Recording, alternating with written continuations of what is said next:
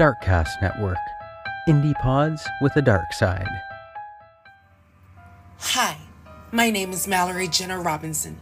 Join me on A Hateful Homicide, a true crime and investigative journalism podcast dedicated to telling the stories regarding the murders and hate crimes of our transgender, non-binary, intersex, and two-spirit community members in the United States and abroad. This is A Hateful Homicide.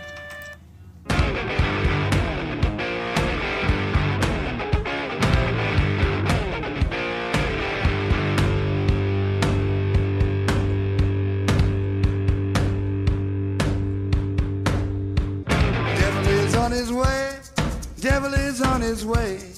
Devil is on his way, motherfucker. The devil gonna make you pay. Fall to your knees. Devil is on his way. Fall to your knees. Devil gonna make you pay. Fall to your knees. Devil is on his way. Mountain Murders is an Appalachian true crime podcast. Some content may not be suitable for all listeners. Listener discretion is advised. Hey, y'all, welcome back to Mountain Murders. I'm Heather. And I'm Dylan. We are semi-well. Yeah, I got chapped lips. Just say we had to take a week or so off. We have been terribly sick. And I apologize ahead of time if I sound like crap. I'm actually, I guess, lucky to be here because there were a couple days there, Dylan. I wasn't sure we were going to make it. No, I don't know if this is this year's version of the flu or COVID, or does it even matter at this point? Or norovirus, or like the dolphin virus, which is going around. There's a dolphin virus? Yeah. Okay. Yeah, that's right. I've never heard of it. Well, I don't. That's it's very rare. Okay. Yeah, but I don't believe you. So sick. In all the ways. So sick. In every way possible. And it won't go away. No, it lingers. It was miserable, but we're on the mend. I guess we're bouncing back. It does linger. Sorry we had to take a little break there. But, man. But we are back because I can't wait for the completion, the third part of the Washington sniper case, the D.C. sniper case. The Beltway Sniper. Yeah, that one. As we're calling it. Well, Dylan, before we get started, we have a lot of ground to cover if we want to finish this up with part 3. Let's give a shout out to our brand new patron, Melanie. Thank you so much for supporting the show, sponsoring today's episode. Thank you so much, Melanie. All right, Dylan, are you ready to get into part 3? I can't wait because I've learned so much. Up to this point, I've learned so much about this case. I do know why, because, back when this happened, the internet was in its infancy and, kind of social medias weren't as the big thing. I was thinking about this. Information moves so fast nowadays. And lightning speed, bud. And I think in a lot of ways it's a bad thing. Around the world in 60 seconds. Yeah, it's a bad thing.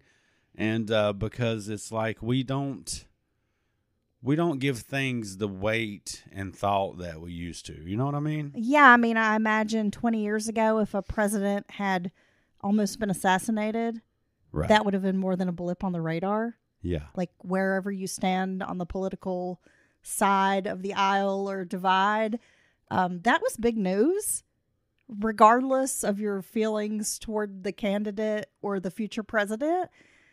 That was a big fucking story, and it just seems like it was glossed over and nobody cared. Dude, that's one news story that, in my opinion, was like, here, we're reporting it, okay, move on. That has just blown my mind. Just when that happened, that was such a big deal in my mind. I was just like, oh my God. Yeah, I know, right? And it did not hold the public conversation for more than 48 hours. No, Kim Kardashian's new fart is like more important to people. Blows my mind. I do think, some people think that we get, or purposefully get, so much information about everything nowadays, and that is actually done for a reason. I believe that. To kind of pollute and junk up your brain. It is. It desensitizes us. Teaches us this, like, our brain to jump from next to next to next to next. You don't really have time to process events. Right. Things that are a big deal. You're kind of taught to just dismiss it like it's old news. And if it's 10 minutes old, that's old news. Heard about that 10 minutes ago? Yeah. I don't know. Very, very strange times. Let's get into today's episode, Dylan. Are you ready? I cannot wait. All right. Since we were ready a minute ago and now we're ready again. With the number of calls pouring into the tip line, the reward money also increased. Maryland Governor Glendening had offered $100,000 in state funds. A Montana businessman offered $50,000. And within a few days, the reward money had grown to $500,000. Most of it donated by more than 900 corporations and individuals. Oh, yeah. Good luck getting that reward money. Exactly. The Behavioral Science Unit at Quantico's FBI Academy was asked to produce a psychological profile of the person or persons behind the sniper shootings. Dylan, we in True Crime hear about the Behavioral Science Unit quite a bit. Right. Profilers. That's a really interesting job, right?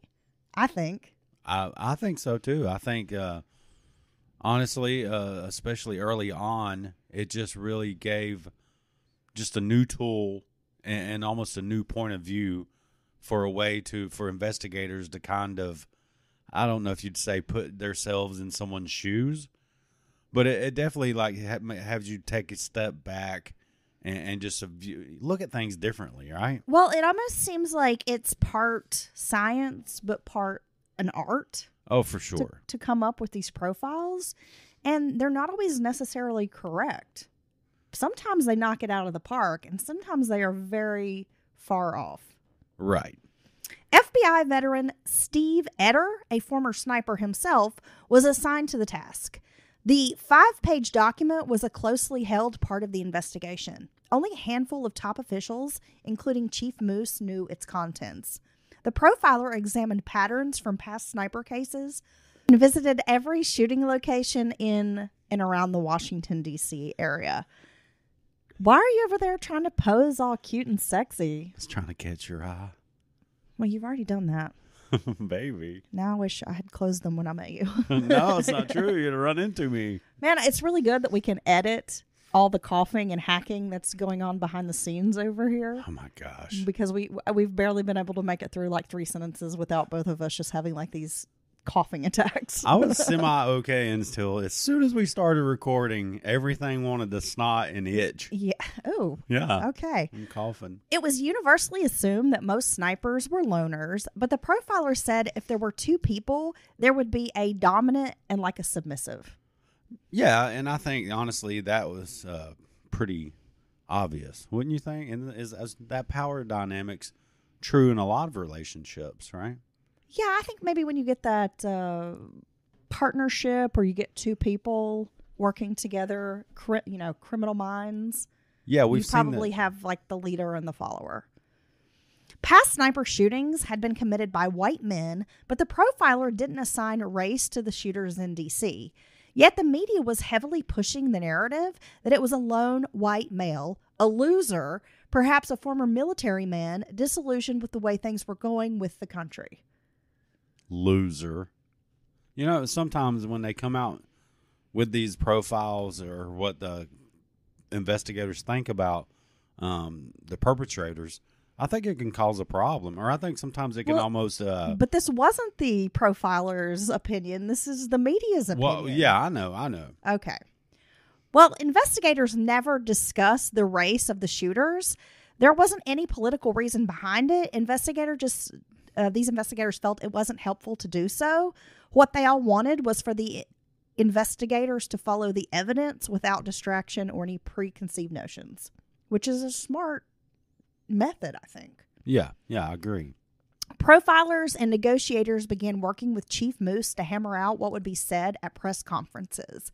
As they were choosing their words carefully, the sniper was likely watching and listening, and what was said and how it was said mattered. And I think that's important in a lot of cases, to be choosing your words carefully. Yeah. When you have this person, this suspect, out and about, terrorizing the community, you want to be very careful about what you say. Well, yeah, and it's a very emotional, very when these big events like this are happening, you have investigators and local leaders. They're in the middle of it, but they're just people too, and you can get pissed off. You can be mad and sad and all that, but you have to be very careful how you speak publicly about these people. Geoprofiles were also used. They are computer-generated analysis of where the killer might live and where he might attack next.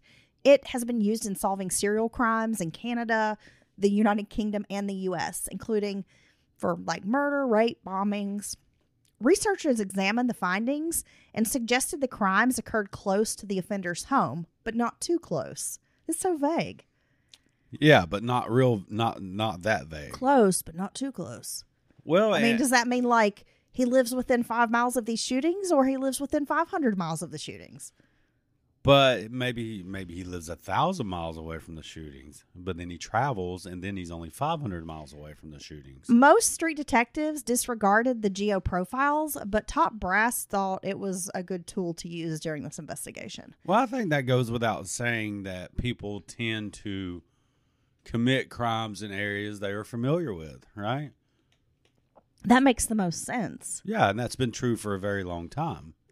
And the media was a growing problem. Investigators were spending more time than needed correcting misinformation that was spreading on the news. News programs were bringing in retired officers, private profilers, and giving them a platform to speculate on the case, which was not helpful. No. Because again, they're pushing this lone white man, loser, maybe a military background. Maybe, but he's a loser. He's a loser. See, that's the type of thing that can provoke someone. Exactly. Talk like this. They would tell the public what kind of suspect law enforcement was after, or would just generally mislead the public, and then the true investigators had to do damage control. And this right here is the number one problem with the 24-hour news channels and the 24-hour news cycle. They have so much time to fill, and very quickly, no matter how big the case or situation is, they are just talking heads. Well, a lot of times we see it is more of a hindrance than a help to these cases. Yeah. And when you think about the conversations that happen before a case even makes it to trial or a suspect is arrested, and how that news and information has already spread and can taint jury pools.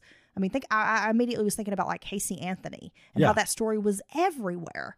So it's fair for her attorneys to argue she's not going to get a fair trial because she's already been convicted in the court of public opinion before we've even started with trial. And that's not to say that she's innocent, because I think she's a dirty bitch, but...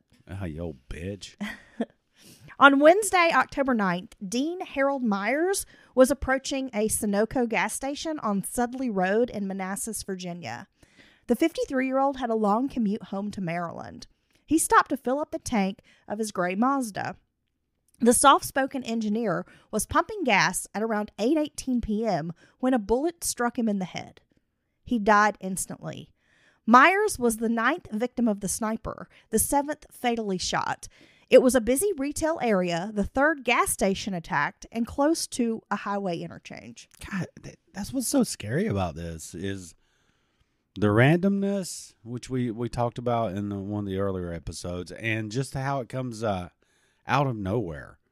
How you're just doing such mundane tasks. You know what I mean? You're going through your day, you're just pumping gas or trying to get some groceries or walking through some random parking lot and never thinking that you could be in that type of danger just all of a sudden. No. You know what, Dylan? Earlier, I actually left the house for the first time in forever. Oh, baby, I'm so proud of you. I know. It's only because I've been sick, not because I'm antisocial. But I went to the grocery store and parked, a distance. I usually park kind of a distance from the store, get my little steps, try to get my steps in, walk into the front. And I was thinking the whole time I was walking in, those folks never saw it coming. No. The folks who were victims of the sniper. No. They had no idea. They didn't even have a chance to hear the shot. No, and here I am going in the store with 30 other people just going about our business. And you never expect something like that to happen. No, it truly is terrifying. Meyer was a bachelor, a Vietnam War veteran, and a Philadelphia Phillies fan. He had grown up on a farm outside of Philadelphia with 3 brothers. In school, Myers made excellent grades and enjoyed tinkering with cars. He rarely talked about his time in the Army during Vietnam, but he did come home with a badly injured arm after being shot in the left arm above the elbow. It took operations and months of physical therapy to get him straightened out. He attended Penn State after the war, then moved to Washington, D.C. to accept a job. He remained close with his family, visiting his parents on the weekends and helping around the house with chores, and he would always take them out to eat. Myers loved civil engineering. That was his job, and would joke about retiring. He would say, "They'll have to kick me out." He had no children, but was a generous uncle to 9 nieces and nephews. Myers lived in the same Gaithersburg, Maryland townhouse for 25 years. After his death, the Myers family will learn that Dean had sponsored children through World Vision, an international Christian humanitarian group. So as we've talked before, Dylan, these are like good people. It's always they're decent, like good people with good hearts. Yeah. Family people, really, into their relatives, their loved ones. And then this just takes them out. People that give back, people that try to help people, I'm going to apologize ahead of time. I had to take a cough drop. I had to pop a cough drop in my old sticky mouth. Hey, your mouth's sticky. Yeah, what is now with this cough drop? Oh my gosh, this is like a first on So I apologize for the sucking and clacking noise. But it's probably the only way I'm going to get through this episode. It's almost worth it for your description of cough dropping. They're always so sticky. Yeah. You know, like if you try to take it out, then it's like your hands are all sticky, and it's one of those stickies that you have to go wash with soap to get the sticky off. No, it's the kind of sticky that travels. I know you love to talk about sticky stuff. Well, no, and I like to suck on them, Thanks for that. Yeah. So, you needed to know that about you, Dylan. But I really explains a lot. I enjoy it, Yeah. Yeah, I got one too. You've got like an oral fixation. Smoking. Yeah. You always got to be sucking on something. Got to have something in my mouth. Yeah. Okay. That's fun. Get your corn dog. Dude, this is a Mountain Murders first. We got stuff in our mouth while we're podcasting, dude. I'm pumped. It's almost like I got ice or I'm eating like crunchy snacks, dude. Damn. An all points bulletin was placed for a white Dodge Caravan with 2 men inside. A witness had seen a vehicle similar leaving the area. It was later described as a white panel van, meaning that it only had 2 front windows. Prince William County Police Chief Charlie Dean complained about the white van and the confusion it was causing. He didn't believe it was a white van being used at all.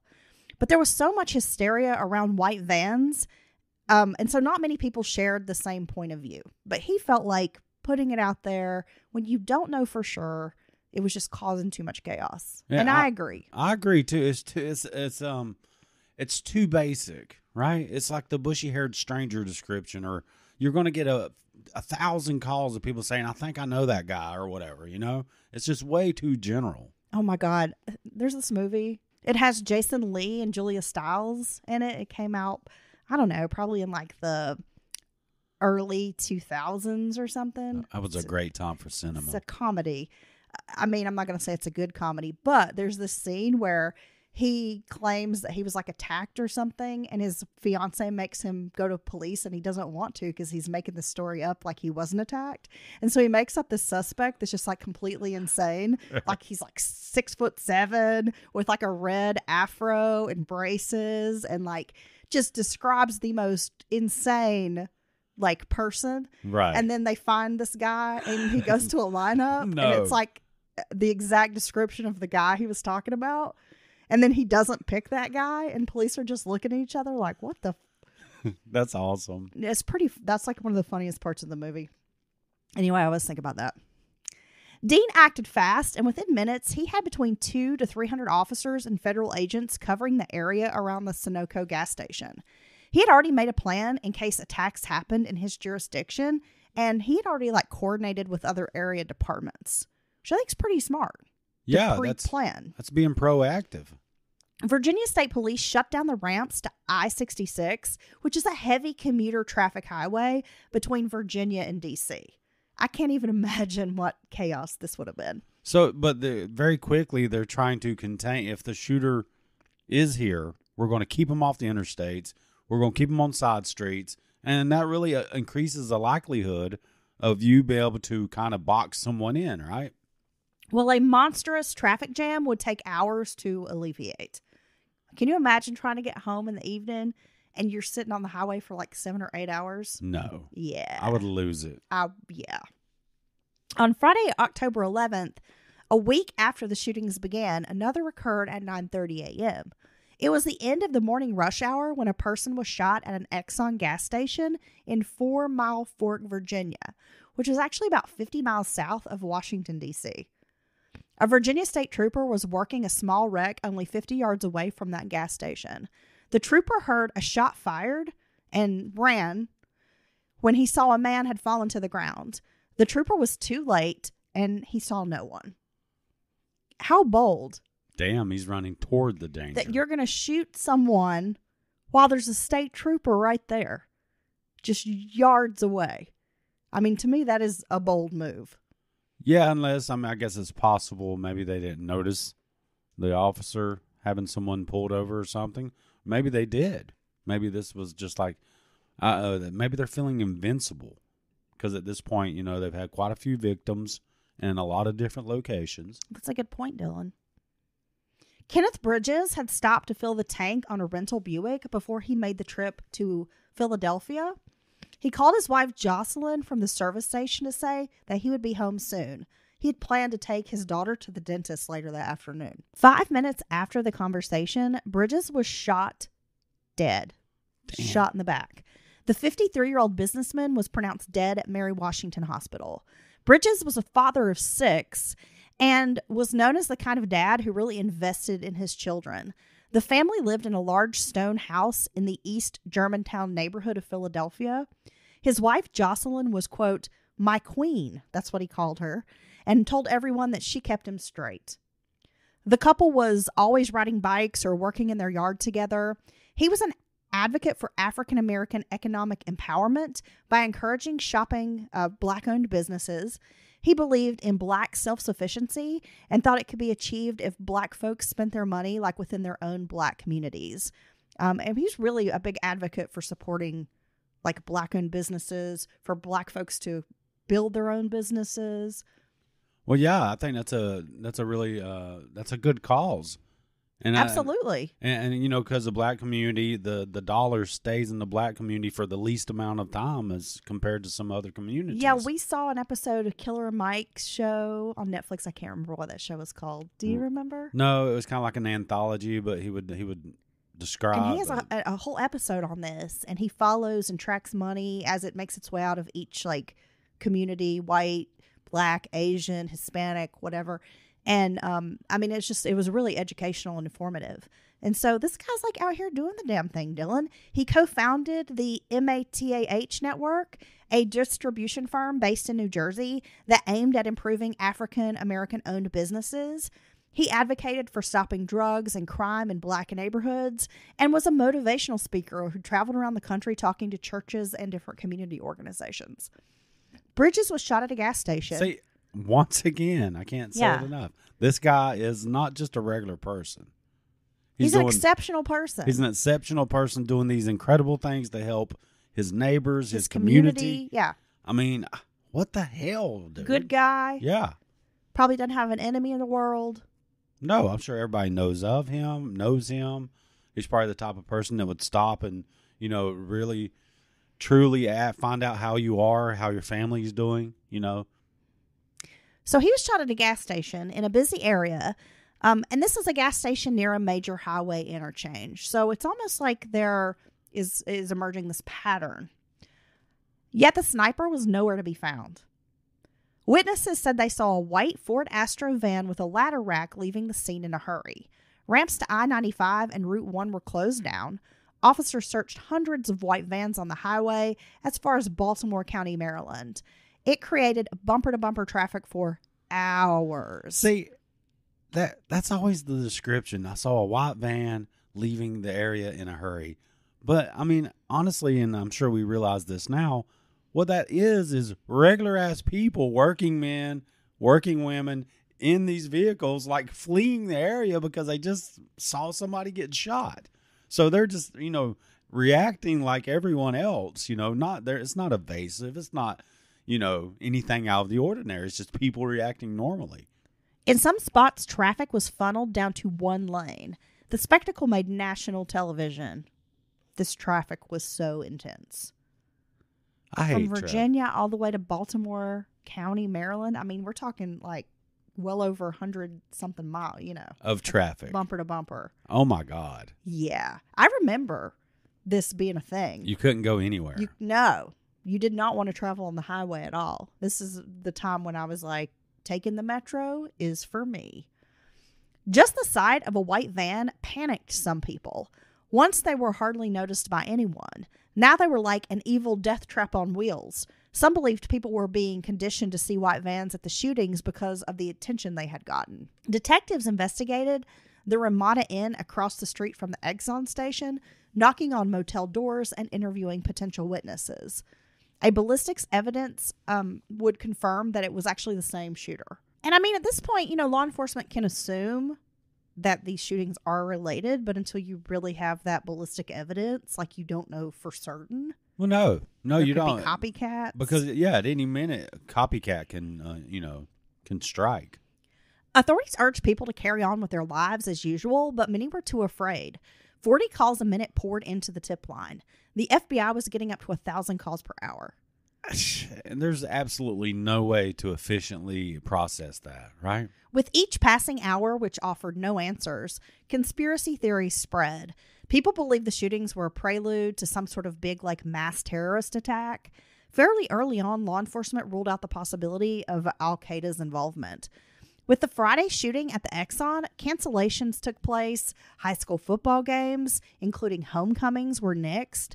Some people walked down the sidewalk in zigzag lines. People ran through parking lots, weaving around to avoid bullets. People would sit in the car or hide behind gas pumps at the gas stations. Activities like pumpkin patches were off limits. People felt like walking, breathing targets, no matter where they went. And see, there's really no credible way for them to discount or for them to definitively say this isn't terror related. But I really think that's one of those, we were kind of talking about the public psychology.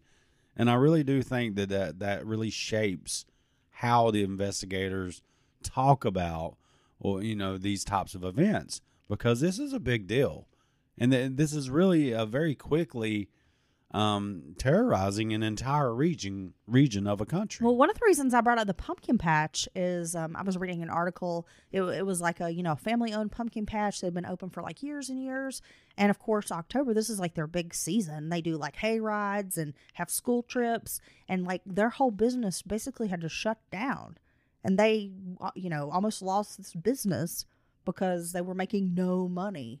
Oh, well, you got to imagine during this, 30, 40 days around October is probably when a place like that makes all its money. Absolutely. They've been preparing all year for this. Well, yeah, and the lady was saying how, they had been hosting in the past up 2 to 3 field trips with students per day. Yeah. And then, of course, families and whatever, and everything was canceled, and they were making no money. They just essentially had to shut down this business. And, of course, all their crop of pumpkins just sitting there rotting. And there's something to be said for a quality gourd. You love a good gourd. I like a good gourd. 9 days after the sniper began his shooting spree on Saturday, October 12th, Chief Moose released 2 composites to reporters, not of the suspects, but of a truck, a white box truck. A number of witnesses had claimed to see the vehicle at several shooting locations. So again, we're pushing this white truck narrative, but we're also pushing a white van narrative. Yeah. I mean, I get they were just trying here, but it just doesn't seem like it's really effective. Well, look, let's say it is a white van or white truck. But there's so many of them. It's like a shot in the dark, no pun intended, because you literally see 10 in front of you when you're out on any busy street. I mean, I guess, yeah. I guess it could help, if people are paying attention.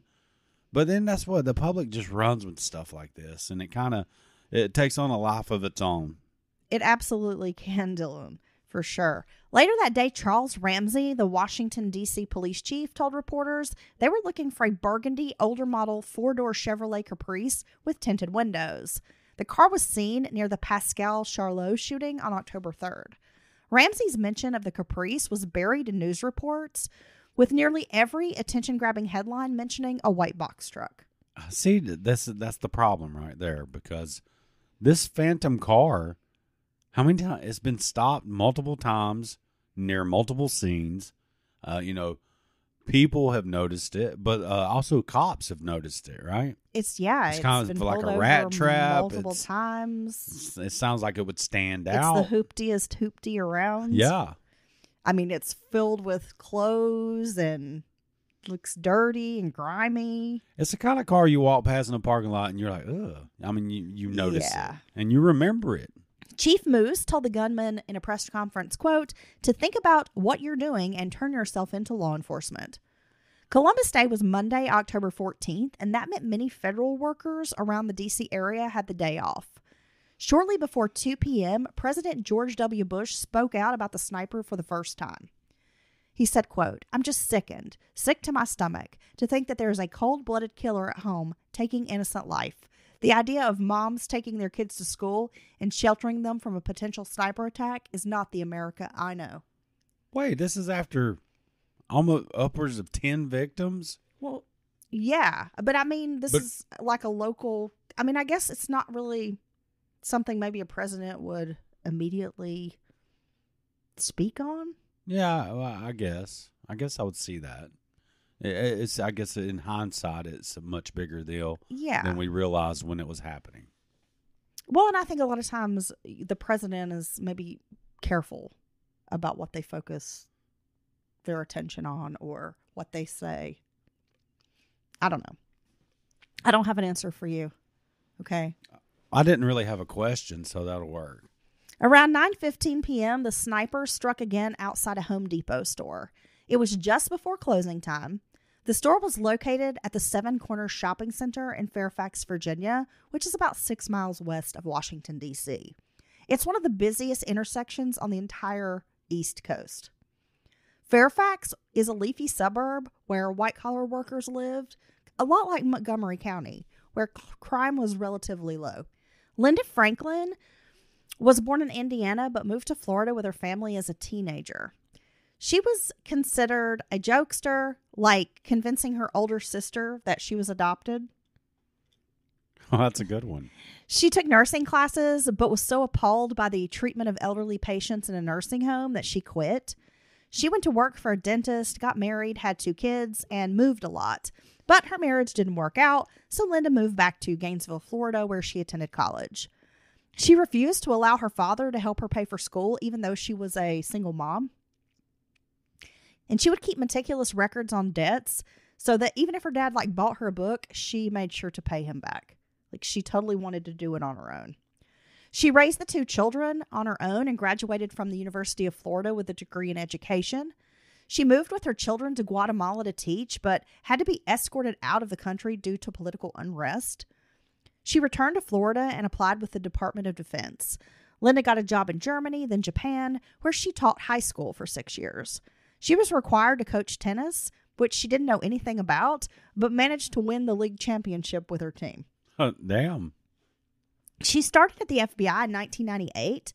Linda had breast cancer and had undergone a double mastectomy a year before.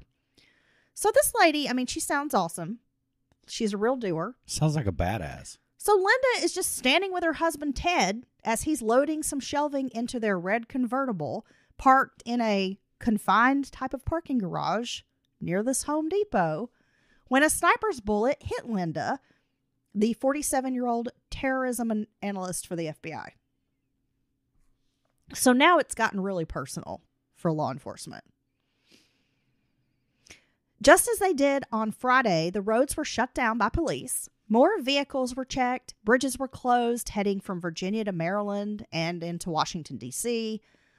Officers closed down parts of the highway. Helicopters with high beams zoomed overhead.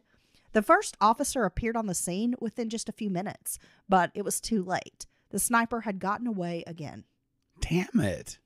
See, I mean, it's almost like they're having these rehearsals, and they're probably getting better and more efficient at this every time.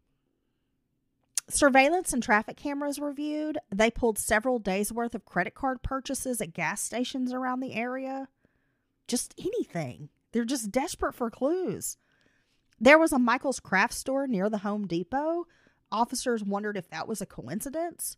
What does the sniper have against Michael's craft stores? What do you have against people just crafting, bro? Like, I mean, they're just... They give you that 40% off coupon online? Yeah, and I mean, come on, guys. It smells good in there. Like candles. It smells like candles. It does. And raw wood. It's like cedar. Yeah. Maybe a little yellow pine. A witness had seen a gunman step from inside a van somewhere in the parking lot. Never had the sniper been so close to his victim. It appeared maybe he was getting sloppy. The van was described as white or cream-colored, an Astro van with a ladder rack on top. Yes. Some others saw a dark, late-model Chevrolet or Chrysler at the scene. They saw this car back up and leave. The Pentagon offered to chase the sniper with RC-7 airborne reconnaissance lows. Okay. Some kind of spy plane. Say that 5 times fast. They were equipped with special sensors that could help respond to sniper attacks. Before Linda Franklin's shooting, there were about 6 suspects under surveillance. They had come to the task force's attention from tips phoned into the tip line. After the Home Depot shooting, the names were wiped clean off the board. Investigators continued arresting people for illegally possessing firearms. There were plenty of undesirables out there, but none were the sniper. What do you think it's like being an undesirable? Oh, well, that's my daily life, and I have to say, it's pretty successful, Dylan. Oh, really? I'm pretty successful at being undesirable. No, that's not true. I desire you all the time. In my sweatpants? Yeah. As I'm just out, I'm a ne'er-do-well. Yeah. I'm just out, like, scowling at kittens and babies. Oh, I didn't know you did that. Oh, yeah, you do. In your sweatpants? Hissing at nuns. You know, I like the comfortable look. You do? Yeah. Yeah, well, you better, because it's all you get. Well, no, see, that's what really makes it special when you dress up to go do something, right? Yeah, well, when you compliment me, like, wow, you look great, it's just because you're so accustomed to me looking like shit. Well, yeah, that when I look great, it's like, whoa. If you sit around dolled up in, like, this cute outfit all the time, like, it wouldn't be special when we have a, nice moment. It wouldn't be special? It wouldn't be as special. Thanks for that, baby. Yeah. You know how to compliment me. Yeah. You know how to make me feel like a princess. Oh, it's so cute. On Thursday, October 17th, the Sniper Task Force was dealt a major blow. The eyewitness at the Home Depot shooting that had described seeing a man with a Russian-made AK-74 assault rifle and a light-colored Astro van, turns out this guy was not reliable. The witness had made up the whole thing. Oh. Yeah. On Friday, October 18th, Fairfax County Police arrested a 37-year-old named Matthew M. Dowdy, a construction worker, on making false statements to law enforcement. Dowdy wasn't even in the parking garage at the time of Linda Franklin's shooting. He had actually been in the Home Depot store shopping. He was photographed by store security cameras. Oh, he's like, yeah, I saw the whole thing. The guy got out of an Astro van and walked up, and he was standing there, and I seen him shoot her, and just telling this big old tale. Why do people do that? I mean, I guess they want to insert themselves in the case in some way, or maybe they think they're being helpful. I think it takes a lot of balls and I would never, ever do that. No, I really feel like you have to be some sort of sociopath to lie to law enforcement, to lie about what you've seen. Yeah. And then I don't know. Just go be interviewed. Just to go make some shit up just for some weird I don't know. I just feel like you have to be sort of a sociopath to do that. Yeah, I know what you're saying, and I agree. And then you're getting interviewed on like the major news outlets. You're just like, want to be part of this investigation. You're willing to make up some story. I mean, I want to be like, what are you, like a 5-year-old kid? See, even like you saw the, boogeyman in your closet? I don't know. Even if I really did see some major, have some major information, I would be very reluctant to kind of wade into all that. You know what I mean? You would? Well, yeah, all the attention and people wanting to talk. And then it sounds like you're going to have appointments. You're going to have to meet people places. Oh, God. I'm just not going to make some shit up, though. Like, if I didn't see something, I'm not going to be like, oh, yeah, I saw a white van. You're going to have to sit and wait a lot. It sounds like a lot of sitting and waiting in a situation like this to talk to people. God, like bad coffee, having to pee, and you can't go pee because there's such an important thing. You got to talk to these important people. I see a lot of problems with this. And this is what would give me my reluctance. Not to mention, like, how you going to lie to police? I mean, I would be so nervous. Yeah, that they're going to find out I'm a big old lie. I just don't get it. 3 days earlier, a dispatcher with the Rockville, Maryland Police Department had received a phone call at around 4:35 p.m. from a payphone in Woodbridge, Virginia.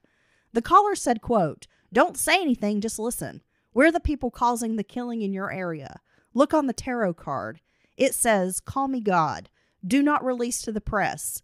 We have called you 3 times trying to set up negotiations. We've got no response. People have died.'" Oh.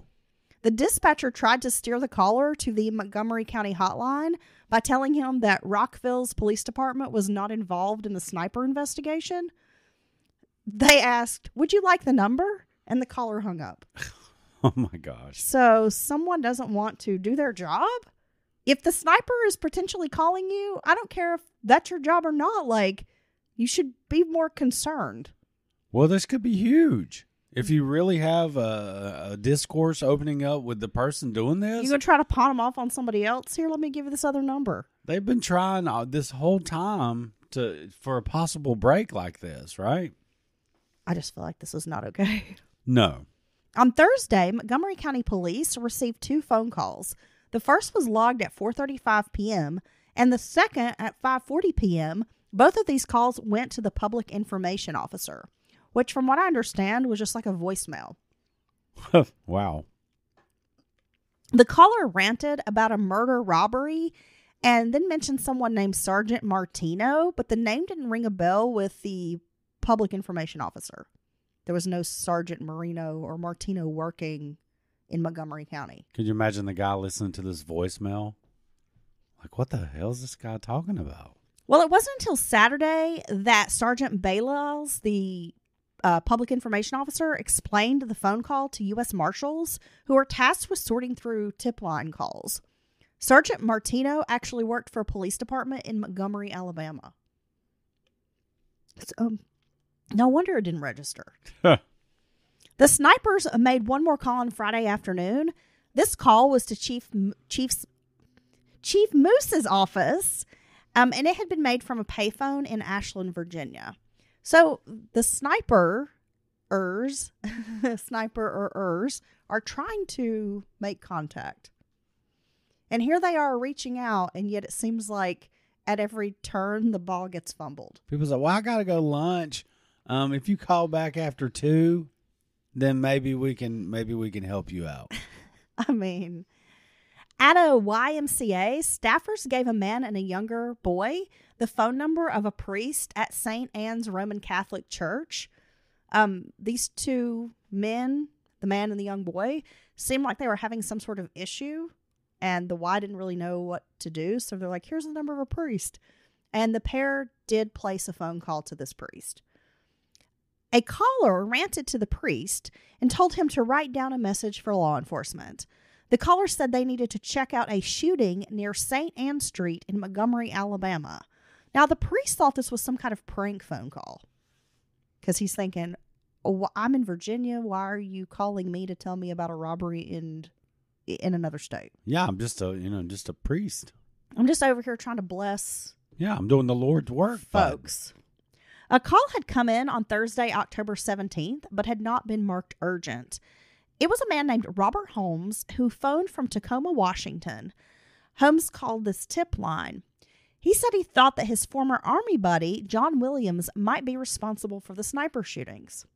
Williams had been in Washington 3 months earlier with a young man that he called Son. The boy was about 18 years old, and Williams also referred to this, quote, son as the sniper. Oh. According to Holmes, Williams owned an M16 rifle and had been through a bitter divorce from his wife. Williams had lost custody of his 3 children. He was now going by the name John Allen Muhammad. Williams' ex-wife had moved with her 3 children to the Washington, D.C. area to get away from Muhammad. Back on December 19th of 2001, some 10 months earlier, INS border agents in Bellingham, Washington, had detained a woman named Una James and her son Lee Malvo after they entered the country illegally. They were fingerprinted and handed over to INS. That record would prove important for investigators. Lee Malvo and Una James were sent to INS facilities in Seattle and Spokane, Washington.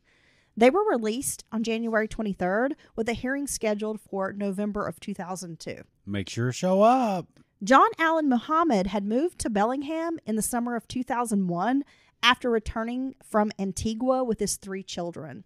He showed up with the kids at a homeless shelter near the Puget Sound.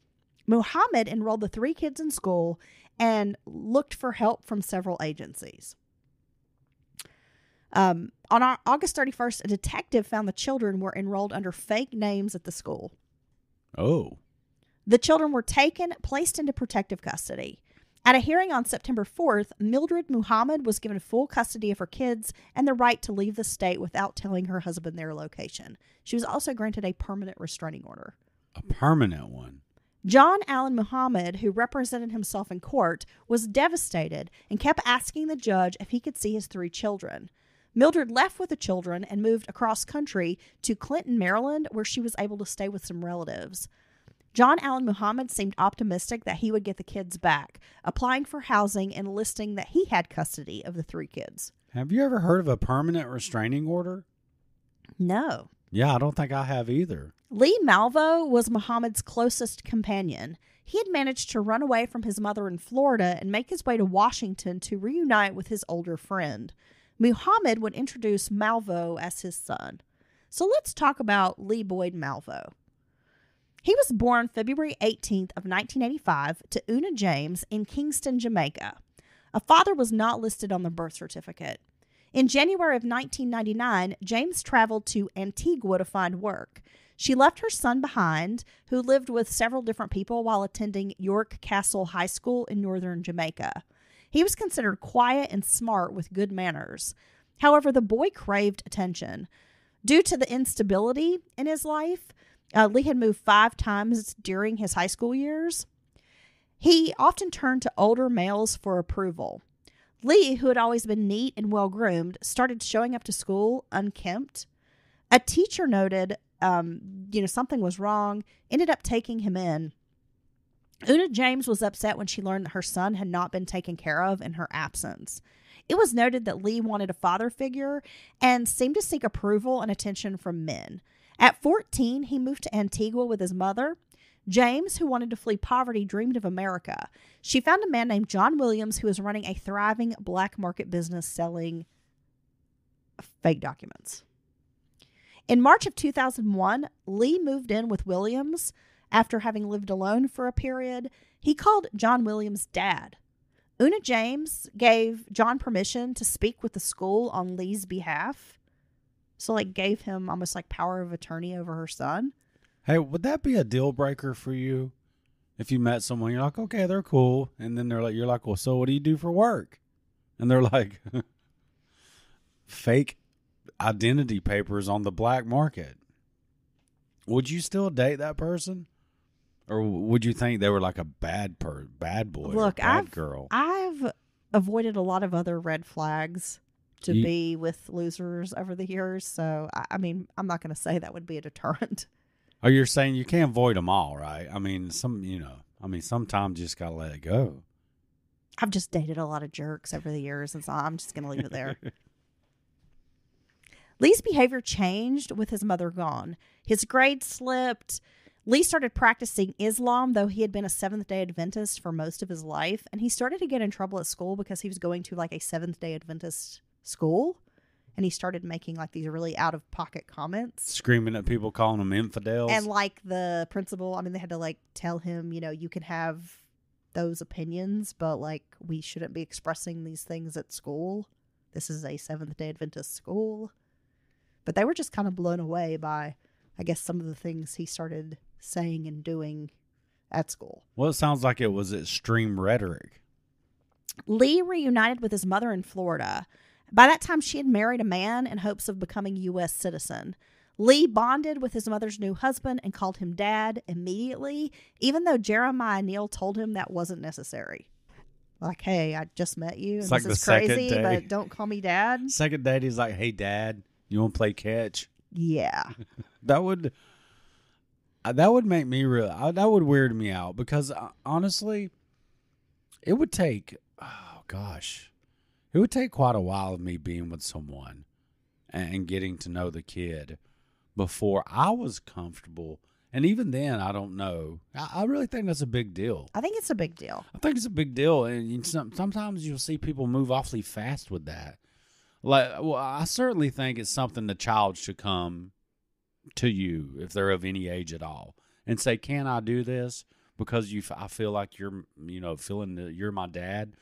I think it's really weird when people tell kids that they should. You're gonna call him Daddy now. That's your daddy now. You let me call you Daddy. You can call Fast. me Dad. Yeah. Oh, hey. You called me Daddy right away. Yeah, I did. I was like, hey, Daddy. Is it because I was drinking out of a coffee mug that said Daddy? Yeah. Well, I have to assert my dominance. And you bought me that T-shirt that says I'm with Daddy. It's true. It's true. Well, soon Neal filed for divorce from Una James. Sometime in mid-October of 2001, Lee left Florida for Washington to seek out John Williams. James knew that her son was with him, and that troubled her very much. That her son just kind of up and ran away to go be with this strange man.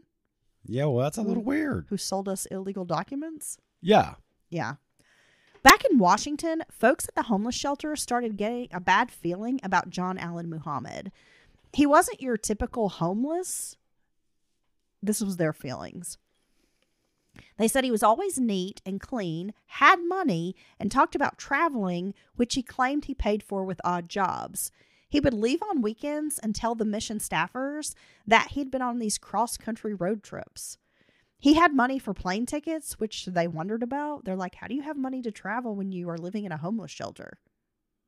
Also, it seems like you're taking advantage of these resources that are needed by people who are truly homeless. Well, there's or that. Can't afford a home. Right? Well, and he's kind of standing out because he's doing and talking about things that basically no other homeless people are doing. You know what I mean? Staffers felt that Lee Malvo was being manipulated by John Williams and pulling him into something bigger than he could handle or understand, even though they didn't quite know what it was. They just knew, like, this boy is being manipulated by this older man. Could you imagine the gossip? People's like, what's his story? Yeah, probably. Wagging those tongues. Friends also noted that Muhammad's just his behavior became strange. He made anti-American comments and thought the downfall of America had begun.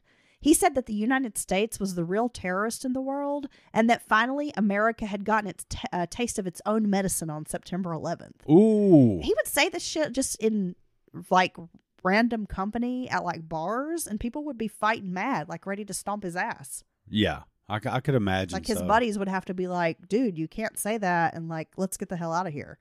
Especially right after September 11th. Right. People were feeling extra patriotic. Well, I think you would get a strong reaction now, all these years later. I don't know. People are just weird now. Well, no. They almost act like being patriotic is a bad thing. Well, yeah. And I love America. I love the USA. All right, Lee Greenwood. By October 19th, which was Saturday, the sniper had not struck in 5 days. Jeffrey and Stephanie Hopper resided in Florida, but they planned to visit a sick relative in Pennsylvania. They were aware of the sniper, with friends telling them to avoid the D.C. area, and the couple kind of wrestled with what to do, but decided to go this route anyway. They pulled off I-95 for gas and dinner at the Ponderosa Steakhouse. God, sounds like a great place to get a steak. Didn't Ponderosa have a bust of Haas in their lobby? I don't know that I've ever actually been to a Ponderosa. I want to go to the Ponderosa. You know, I was thinking just the other day, I want to go on like a steakhouse tour of America. Fuck yeah. And I want to do low end, high end. I want to do it all. Let's do this. If someone out there can sponsor the pod. Yeah, the Mountain Murders meat extravaganza. Yeah. I'm the ready Mountain for Murders this. meat train, baby. Yeah, I'm ready for this. Choo choo. I already know there's a steakhouse in Atlanta I want to go to. It's on my Yeah. list. Let's do this. Let's just hit all the chop houses. Let's go eat our way around America. Ooh. Steaks. Around the edges of America. Stephanie, a Boeing engineer, was assigned to NASA, and she hears a shot, like a sound, but she didn't really recognize it was gunfire. That's when her husband said, "I've been shot," before falling to the ground. Oh, my God. Now, they're just at the parking lot of the Ponderosa. They're just trying to get a damn sirloin. And some rolls.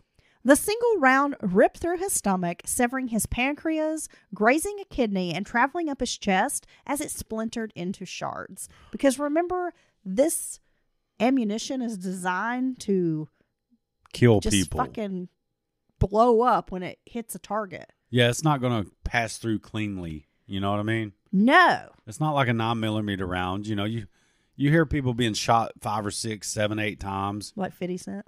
And that's typically a 9mm round. It's clean round. It moves fast. It can go straight through and exit without tearing out a big, softball sized chunk. This other round's the opposite. Right. It's made This to. round does not want you to get rich. It wants you to die trying. Yes, that's a very good way to put it. He was rushed to the Medical College of Virginia hospitals in Richmond in critical condition. He spent hours in surgery with a second operation to follow. Hopper would undergo 5 surgeries in a month before being released. He lost his spleen, part of his pancreas, and 2/3 of his stomach. Oh, Hopper faced a long recovery. damn, but it's amazing that he's alive. Long stretches of I-95, and this is the East Coast corridor, was shut down, while state troopers and sheriff deputies went from car to car, even though they didn't know what they were looking for. So again, crazy traffic, backed up for miles. Checkpoints were thrown up between Maryland and Virginia. Entryways into the district were manned by officers, but once again, the sniper managed to get away. Damn it. The next morning, a grid search was performed of the area with a small group of investigators. The quiet town of Ashland, with only 6,000 residents, was unnerved. It was 15 miles north of Richmond, Virginia. The shootings had moved far away from D.C., and it seemed that no place was safe. At 9:40 a.m., the sniper called the FBI tip line and directed investigators to search the woods near the Ponderosa Steakhouse, where he told them they would find a note. But guess what, Dylan? No note. Investigators had already found the note Aha! the night before. The 4-page long letter was inside a plastic bag tacked to a tree outside the restaurant.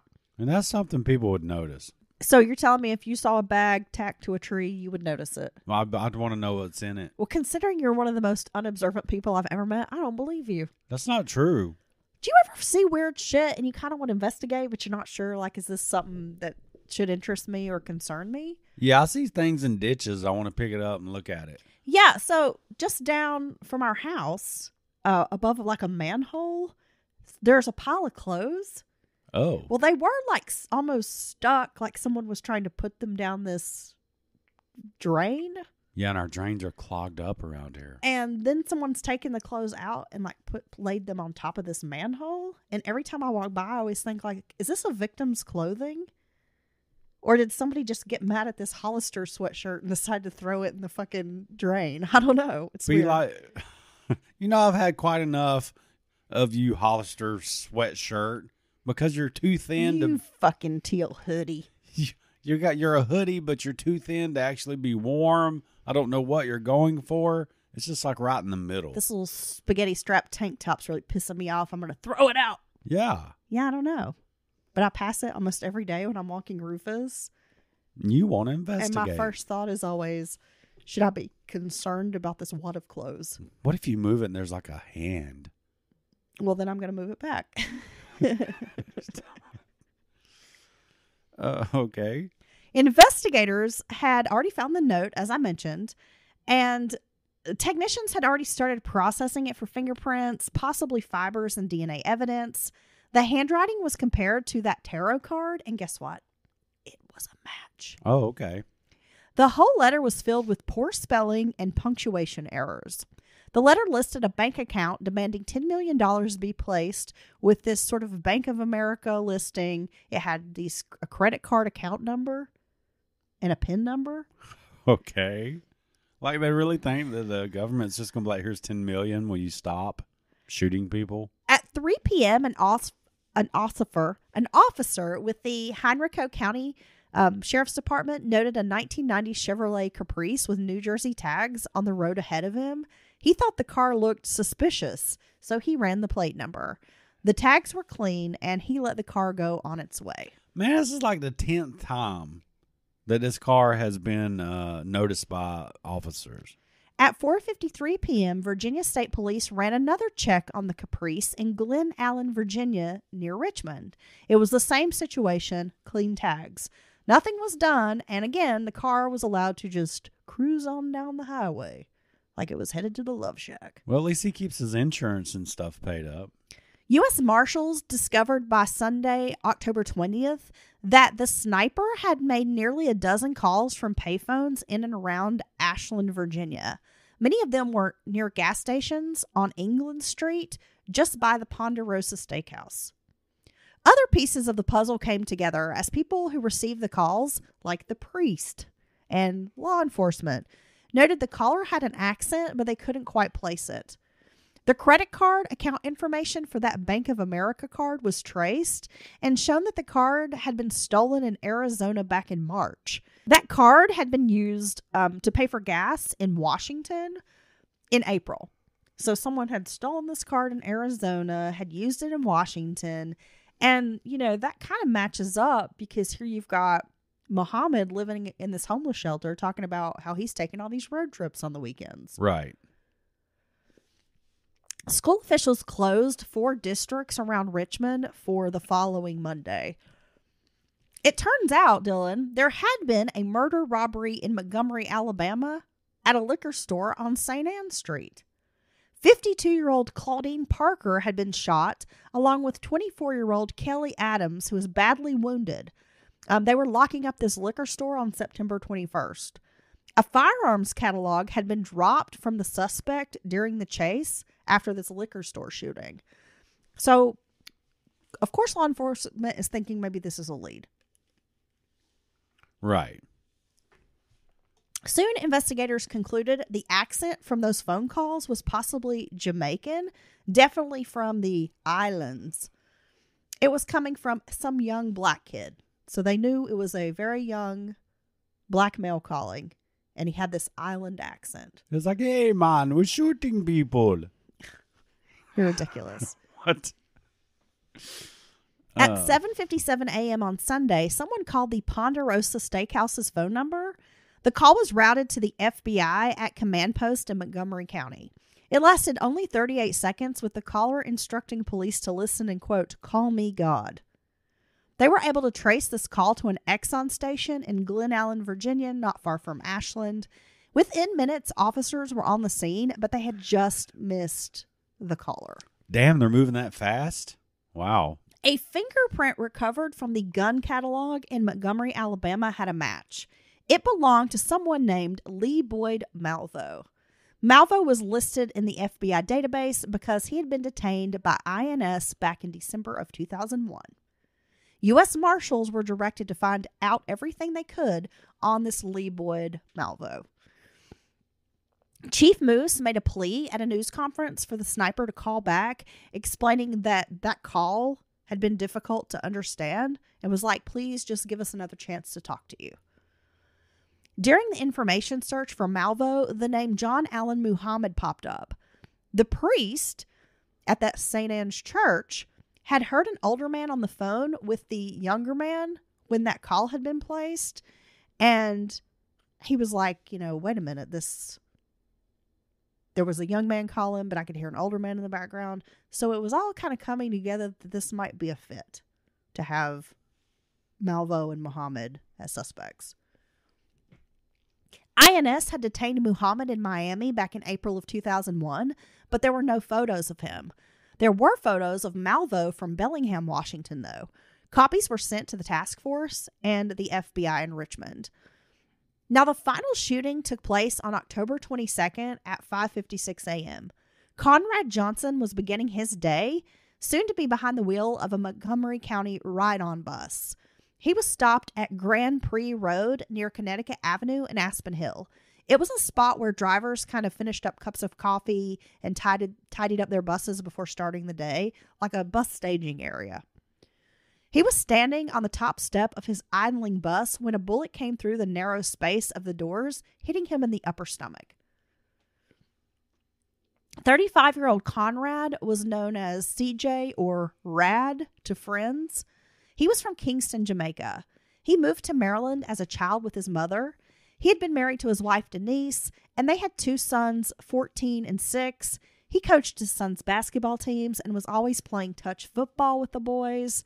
He was described as a loving father and husband. Like, for example, Dylan, on his wife's birthday, he had passengers on the bus sing happy birthday to her, like into his cell phone. Okay. That's fun. He developed close relationships with many of the passengers who were faithful riders, especially the elderly folks. Some of the older passengers would bring him home baked goods. They would make him like these Jamaican desserts and breads and things, just because they liked him and he was so nice to them. But so a guy like this brings sunshine into people's lives every day. That's what it sounds like. He was a big man. He was 6'3" and 235 pounds, but everybody called him a big teddy bear because he was so gentle and always smiling. Again, these victims are like awesome people. It's so tragic, so sad what's happening to them. Not a single one of them are a shitbird. The shots seemed to come from Northgate Park, which was a small patch of woods across from this bus staging area. A witness named Juan Teleria was on the balcony of his apartment at 6 a.m. finishing up coffee before work when he heard the shot, and his first thought was, the sniper has struck again. Paramedics airlifted Johnson to Suburban Hospital, but sadly, the .223 slug had done too much damage. Law enforcement immediately, swoop in. They're trying to scoop up evidence. They found a note. It was left on the branch of a fallen tree. Again, this note is demanding money, and it made threats that the snipers were going to start harming children. The note said, quote, "Your incompetence has cost you another life." Oh, my gosh. Highways and streets were sealed off again, stranding thousands of commuters who were wondering how the sniper had managed to get away again. I mean, by now, the pressure on law enforcement is so intense. Running the name John Allen Muhammad through the Rapid Start database, a hit came up. On October 17th, a man named Robert Holmes had called from Tacoma, Washington, reporting that his friend Muhammad might be the sniper. And see, when they have absolutely nothing to go on, and earlier on in the investigation, it's almost like, well, they can't figure anything out. But as the more information you get, and you're closing in, I bet the pressure just gets even more immense on them to finally bring this to a conclusion. The fact that Mildred Muhammad was living in suburban D.C. jumped out at investigators. FBI agents in Tacoma, Washington were dispatched to Robert Holmes' address, where they had a lengthy discussion about John Allen Muhammad.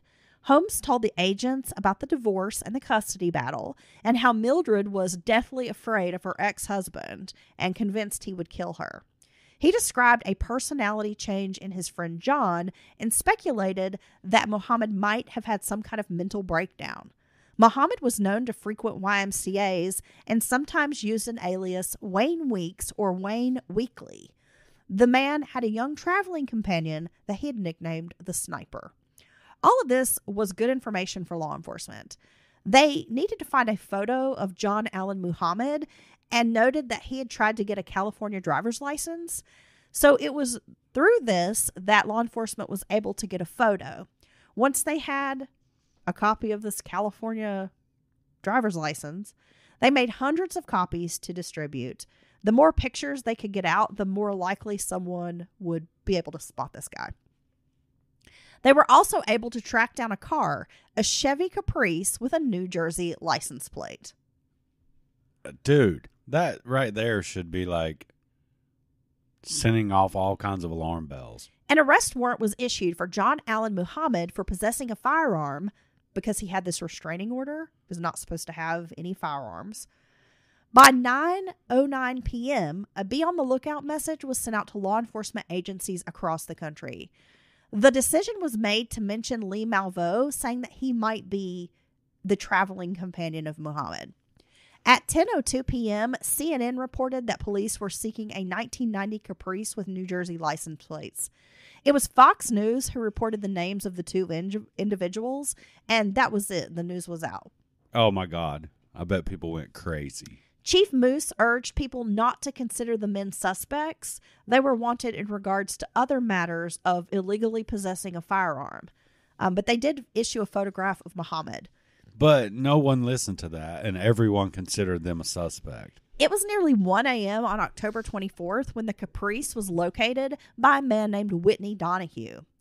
Donahue was a supermarket refrigeration specialist who had been working the night shift. He pulled into a rest area at mile marker 42 on I-70, 11 miles west of Frederick, Maryland.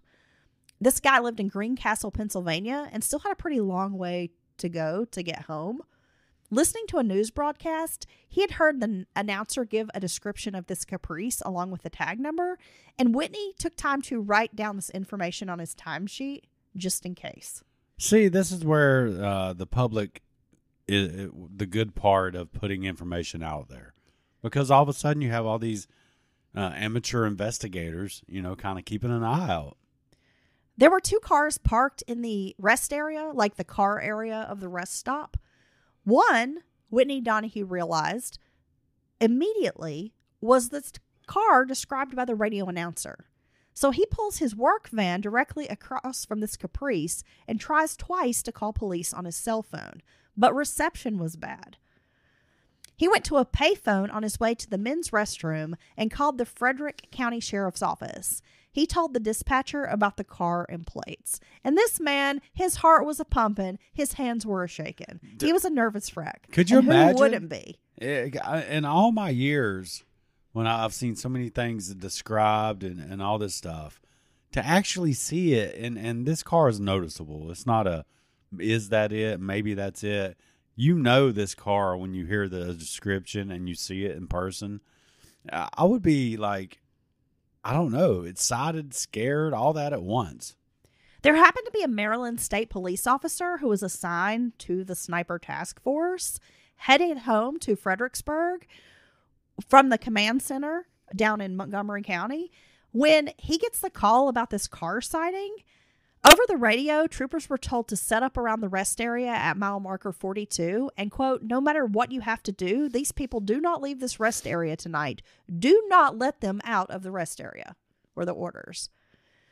I-70 was shut down in both directions. The rest area was dark, and there were a number of 18-wheelers in the truck parking area. Several truckers were awakened and asked if they would block the exits with their trucks. Wow.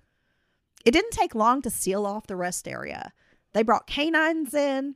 They were told if anyone tried to run out of the rest area, like on foot, to, quote, let the dogs eat them. So, a rest area is really a good place to have someone be, because it's very easily surrounded, one way in, one way out. Plenty of access. You usually don't have a lot of places to go. There's the highway on foot, or whatever's behind the rest area, which typically, would be easy ground to cover. They're always out by themselves. It's not like they're beside a bunch of businesses or residential housing. The SWAT team showed up and surrounded the area. It was a multi-agency show. They had the FBI, ATF, Montgomery County Police, and state troopers. Larry Blank, the midnight shift rest stop attendant, was asked to sit with Whitney Donahue in a van while they tried to keep tabs on the Caprice. So can you imagine these two men sitting there like, rubbing their hands together like, oh God, waiting for the, what's going to happen? They would stay on the phone with law enforcement for nearly 3 hours while they were setting up this perimeter. SWAT would take down the Caprice. At 3:19 a.m., 24 cops and agents tossed a flashbang grenade into the Caprice. Members of the SWAT team then smashed the windows of the Caprice. Seconds later, John Allen Muhammad and Lee Malvo were yanked out of this filthy car.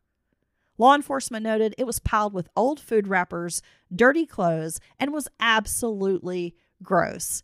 The two men inside smelled like they had not showered in days. Oh, God. In the morning hours, the investigating officers made a chilling discovery. The trunk of the Caprice had been converted into a sniper's nest. The back seat was rigged so it could be flipped down, allowing someone to lie flat in the trunk. A hole had been cut above the trunk's keyhole to fit the gun scope and barrel. When the hole wasn't in use, a sock had been stuffed into it. Yeah, so it's in you can lay in the prone position. The rifle they found was a Bushmaster XM15-E2S, which I don't know what that means. I had my suspicions. It's a big ass gun. I had my suspicions the whole time that this was indeed a Bushmaster. It was a Bushmaster. Yeah, I've been known as that before. I don't think so, but we'll indulge you. It was located behind the car's back seat. The gun was taken to the FBI lab to be analyzed. Then it would go to the ATF lab in Rockville. A search of the car revealed a treasure trove of evidence, including a cache of shooting gear. Besides the gun, there was a single cotton glove found, which was like a shooting gun. A shooting glove? I'm sorry. Yes. I'm sick and I'm blind. That's a shooting gun. You shoot with it. It was a shooting glove. Yes. I didn't know there was such thing. Leave me. Oh, I don't know, Dylan. I'm just telling you. And they had found a mate, like at the Conrad Johnson shooting, like someone had accidentally dropped it. And it was the same type of glove found in the car. Okay. And a match. There were papers with handwritten notes on them. And guess what? The handwriting matched the tarot card and the demands for $10 million. And the poor spelling and the punctuation. Yes. A GPS system was found inside a green Army Alice pack. They also found a laptop, walkie-talkies, and a road atlas, plus a lot more. Almost immediately while in custody at the Montgomery County Police Building, Lee Malvo tried to escape. He was caught climbing through a ceiling tile. Damn. Trying to get the hell out of there. Which takes balls. Yeah. I mean, I don't think I could try to escape. I don't know that I could get up to a ceiling tile. I don't think you couldn't get up to a ceiling tile. Unless I had like a ladder. Yeah, well, you have to have a ladder. I could stand on a table maybe. No. No, there's no way. There's no way that table's high enough with you standing on it. Yeah. Look, I'm a normal adult-sized person. I mean, I don't know. You're right there at the edge. I'm not. Of being a little person, technically. It's not true. No, it is. It's Look, inches. there's a good few inches between me and a little person. Over the next few days, investigators learned of the first shooting, which took place in February of 2002. So these guys had been at it way longer than these sniper shootings in D.C. Damn. 21-year-old Kenya Cook was shot in the face with a .45 in Tacoma, Washington at her aunt's house. Kenya's aunt had kept the books for John Allen Muhammad's failed auto mechanic business and had been like a friend of the couple, but sided with Mildred during the custody dispute. So they just go over there and shoot this niece in the face. Then on March 19th, a 60-year-old golfer named Jerry Taylor was found dead on a golf course. He had been shot in the chipping area by a high-powered rifle. Then his body was dragged into some scrub brush. So let's get into the trial, Dylan, and then we are through with our part 3. Are you ready for this information I'm about to slap in your face. Go ahead and slap me in the face with it. Because I know it's been a lot. No, but I think this was it was a clear timeline of events, and I think you've done a great job. Paring down all the information, it was a hard job because there's so much out there. Although Maryland sought to bring him to trial, United States Attorney General John Ashcroft reassigned the case, to the jurisdiction of Paul Ebert, the Commonwealth's attorney for Prince William County, Virginia. Oh, I thought it was the movie critic. Virginia was viewed as a more likely place to impose a death sentence. So it kind of won out, I guess, to be the place of trial. Because like, send him up here, we'll kill him. Virginia was also allowing the death penalty for juveniles at this time, which I'm sure was fairly controversial. In October of 2003, John Allen Muhammad went on trial for the murder of Dean Myers. The crime had occurred in Prince William County. Again, that was Manassas, Virginia. The trial had to be moved from Prince William County to Virginia Beach, about 200 miles away, to secure a, quote, fair trial. Muhammad was granted the right to represent himself in his defense and dismissed his legal counsel, though he immediately switched back to having legal representation after his opening statement. Because he realized he didn't have a fucking clue what he was doing. It never bodes well for these folks who want to represent themselves. I could do it. I would do it in a huge case like this. And I would open up with the speech from A Few Good Men. I would let you represent me. I'm saying. I would just... Look, I'm your ride or die, dude. I'm your hype man. So if you're over here being a lawyer, I'm going to be in the background like, he's lawyering the hell out of it. Yeah. Woo. I would open up with... Objection.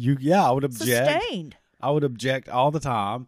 I would let everyone know that they can't handle the truth and that this whole entire court is out of order. I would just rip off like Reese Witherspoon's speech from Legally Blonde or something. Is that what you would do? Sure. I would have like Matlock moments set up, but totally. There's not even really evidence. I would just take like scripts from all these different law and orders I'd and have stuff. People come whisper in my ear and I'd be like, Your Honor, may I approach? See, that'd be awesome. I don't know why you're not an attorney. Probably because I didn't go to law school. You should go back to school, Dylan. If you support Dylan going to law school, let us know. He needs a wealthy benefactor to pay for law school. Or I'll just come over to your house and hang out with you. That'd be my job. I think you should just go to law school. I just want to see you in a suit, being like very Southern, backwoods Southern lawyer. Your Honor. As you like dab sweat off of your forehead while you're wearing your seersucker suit. Yeah, it's like the middle of winter. People's like, why is Your he sweating? Honor, I am Dylan Packer, and I am here to represent my client. Well, I was eating the succulent meats last night. I got a bit of the gout, Your Honor. Oh, God. All right, back to our story. So Muhammad was charged with murder, terrorism, conspiracy, and the illegal use of a firearm and faced a possible death sentence. Prosecutors said the shootings were part of a plot to extort $10 million from local and state governments. The prosecution said that they would make the case for 16 shootings allegedly involving Muhammad. The terrorism charge against Muhammad required prosecutors to prove he had committed at least 2 shootings in a 3-year period. The prosecution called more than 130 witnesses and introduced more than 400 pieces of evidence intended to prove that John Allen Muhammad undertook the murders and ordered Lee Malveaux to help carry them out. Evidence included a rifle found in the car, the Caprice, that was linked by ballistic tests to 8 of the 10 killings in the Washington area and 2 others in Louisiana and Alabama. Damn. He'd been on a damn murder spree. The car, which had been modified so that a sniper could shoot from inside the trunk, and also a laptop computer found in the car, contained maps with different icons pinpointing shooting scenes. Now, I've got to say, when this all came out, I thought the setup in the car, and I know this car was gross, weird, full of trash, but the setup's ingenious. I mean, from a tactical, strategic standpoint of the person. Now, it's horrible, and he's a madman, but he knew what the fuck he was doing by creating the sniper's nest in this vehicle that you would not expect it in. No, it's containing the sound for the most part. It's one of the situations like you could be probably near this car and not realize where that damn shot came from. Right? Terrifying. Yeah, very. Witness accounts put Muhammad across the street from one of the shootings and his car near the scene of several others. There was also a recorded phone call to police to this tip line in which a man, his voice identified by a detective as John Allen Muhammad's, demanded money in exchange for stopping the shootings. Muhammad's defense asked the court to drop the capital murder charges because there was no direct evidence. Malveau's fingerprints were on the Bushmaster rifle found in the car, and DNA from Muhammad was discovered on the rifle, but the defense contended that Muhammad could not have should not be put to death under Virginia's triggerman law unless he actually pulled the trigger to kill Dean Myers, and nobody had testified that they had seen him do so. I love how these attorneys just like nitpick shit. Well, no one actually saw him do it. Well, I mean, everybody knows he did it, but can you prove it? You know what I mean? Yeah. And I get everybody deserves a fair trial, but I mean, we get to a point where how it's do you like, even do that in some dude. cases? I mean, really? The evidence is clear. Like, how could you live with yourself if you got like a molester or rapist off on technicality? I mean, seriously, I don't know how you do that. I guess that's why you're not on jury duty. That's why I'm not a lawyer. On November 17th of 2003, Muhammad was convicted on all 4 counts in the indictment against him: capital murder for the shooting of Myers, capital murder under Virginia's anti-terrorism statute for homicide committed with an intent to terrorize the government or public at large. Say that 10 times fast. Conspiracy to commit murder, and the illegal use of a firearm. In the penalty phase of the trial, the jury, over 5 hours of deliberation, over 2 days, by the way, unanimously recommended that he receive the death penalty. On March 9th of 2004, a Virginia judge agreed with the jury's recommendation and sentenced John Allen Muhammad to death. On April 22nd of 2005, the Virginia Supreme Court affirmed his death penalty, stating that Muhammad could be sentenced to death because the murder was part of an act of terrorism. The court also rejected an argument by his attorneys that he could not be sentenced to death because he was not the trigger man in the killings. They're still beating that drum. Yeah. In May of 2005, Maryland and Virginia reached an agreement to allow his extradition to face Maryland charges. He was held at the maximum security Sussex State Prison near Waverly, Virginia, which houses their male death row inmates. In August of 2005, while he was awaiting execution in Virginia, he was extradited to Montgomery County to face charges there. So on May 30th of 2006, a Maryland jury found Muhammad guilty of 6 counts of murder. He received 6 consecutive life sentences without the possibility of parole on June 1st of 2006. Alabama, Arizona, Louisiana, and Washington all declined to try him, given that he had this death sentence in Virginia. So in 2006, Malveaux confessed that the pair had also killed 14 victims in California, Arizona, and Texas. Damn. Yeah. On May 6th of 2008, it was revealed that Muhammad asked prosecutors in a letter to help him end legal appeals of his conviction and death sentence so that, quote, you can murder this innocent black man. Oh, God. An appeal filed by Muhammad's defense attorneys cited evidence of brain damage that would render him incompetent to make legal decisions, and that he should not have been allowed to represent himself at that Virginia trial. But you did. Oh, you insisted on it. And it is actually one of your core rights if you want to do that.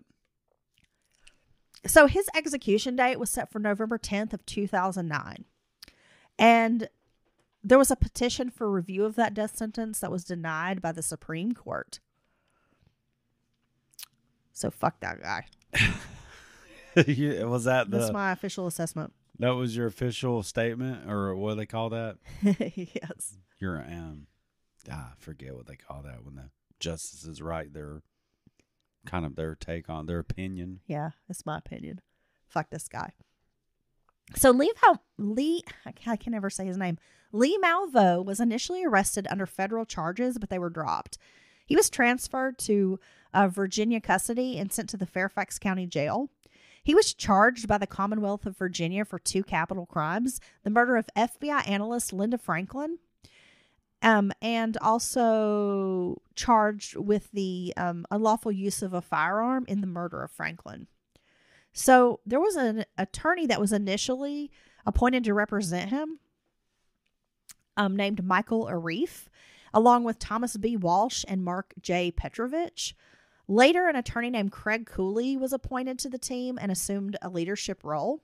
While in jail, Malvo made a recorded confession to Detective Samuel Walker in which he stated that he, quote, intended to kill them all. Oh. Due to the extensive pre-trial publicity around the entire D.C. area, a change of venue was granted, and the trial was moved more than 150 miles away to Chesapeake, Virginia. Malvo pleaded not guilty by reason of insanity to charges on the grounds that he was under Muhammad's complete control. One of Malvo's psychiatric witnesses testified that Muhammad, a member of the Nation of Islam, had indoctrinated Malvo into believing that the proceeds of an extortion attempt would be used to begin a new nation of only pure black young persons somewhere in Canada. Yeah, it's only we just need about $10 million of startup seed money. And, hey. And here he is, he's done all this and he gets a legal team. Blackylvania is what we're going to call it. Okay. And he's got this whole legal team working for him, right? Yeah. So during the trial, Cooley, who's the main lawyer, said that violent video games had contributed significantly to Malvo's state of mind and his willingness to commit murder. That he had been trained and desensitized with video games, computer games that trained him to shoot human forms over and over again. So after all this time, it really was the video games and rock and roll. But other folks, like sociologists Lawrence Kuetner and Cheryl Olson, argued in a book called Grand Theft Childhood that other factors were way more significant because Lee Malvo had admitted that he trained by shooting real handguns at paper plates that represented human heads, and that he had also tortured small animals, which is one of the best predictors of future violent criminal behavior. So in their opinion, this was real. He knows it was real. It wasn't, like he played video games and then one day the guy got him to shoot somebody. He knew what he was doing. So on December 18th, after 14 hours of deliberation, a jury convicted Malvo of both charges. They recommended life in prison without the possibility of parole. So on March 10th of 2004, Malvo was sentenced to life in prison. However, the life sentence was overturned in 2016 when Virginia abolished life without parole for juveniles. Now, I know there's a lot of arguments about that. Whether juveniles, should have this type of sentence or not. But I think it's very appropriate for this guy. Yeah, I'm sorry. I don't care. I've said it before. I don't care how old you are. Once you cross certain lines in our society, you've made it obvious that you're a monster. I mean, really. So on October 26th of 2004, under a plea bargain to avoid a death penalty, he entered an Alford plea to the charges of murdering Kenneth Bridges and attempting to murder Carolyn Sewall while he was in Spotsylvania County, Virginia. He also pleaded guilty to 2 firearms charges and agreed not to appeal his conviction for the murder of Ms. Franklin. He was sentenced to life in prison without parole for murder, plus 8 years imprisonment for the weapons charges. Now, on June 16th of 2006, Malveaux told authorities that he and Muhammad were guilty of 4 additional shootings in 2002. A man killed in Los Angeles during a robbery sometime in February or March. A 76-year-old man who survived a shooting on May 18th at a golf course in Clearwater, Florida. A man shot to death while doing yard work in Denton, Texas. And the May 27th murder of 54-year-old John Gaeta, who survived being shot during a robbery outside of Baton Rouge, Louisiana. Damn. I know. These guys are just on the tear. But you shouldn't want to kill me. You know, my life's valuable. You know, my opinions matter. Video games made me do it. On October 10th of 2006, Malveaux pleaded guilty to the 6 murders he was charged with in Maryland. And October 26th, he told police that he and Muhammad had killed a 60-year-old named Jerry Taylor while he practiced chip shots at a Tucson, Arizona golf course back in March of 2002.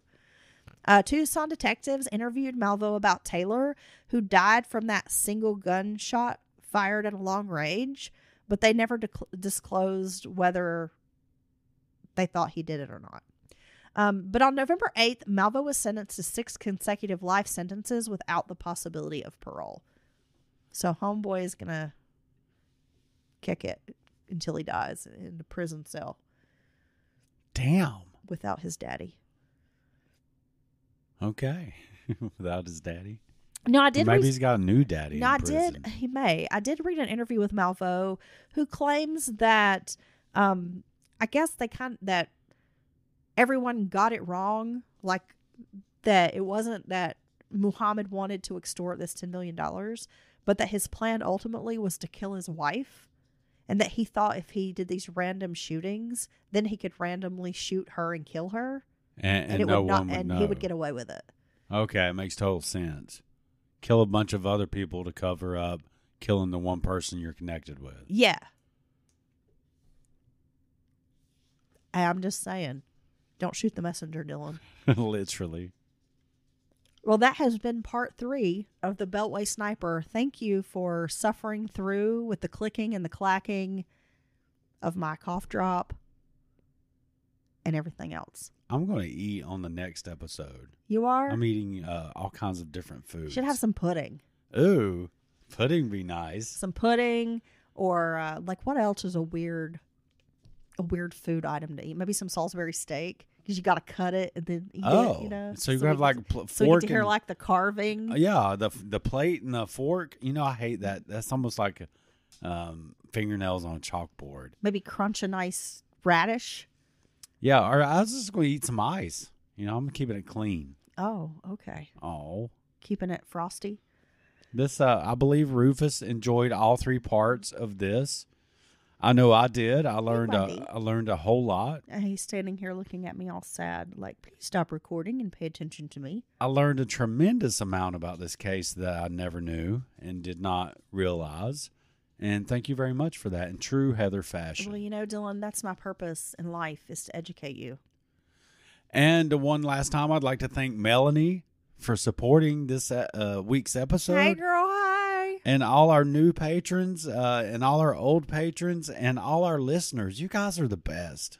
And people who might want to become patrons, and all you have to do is go to patreon.com/mountainmurderspodcast to support the show. For as little as the price of a cup of coffee, you can support the show as well and access tons and tons of extra content and ad-free every bit of it. It's true. And don't forget to check out our merch store. We have some brand new designs, the new Mountain Murders logo on some really cool items. Got trucker hats, t-shirts, hoodies, mugs.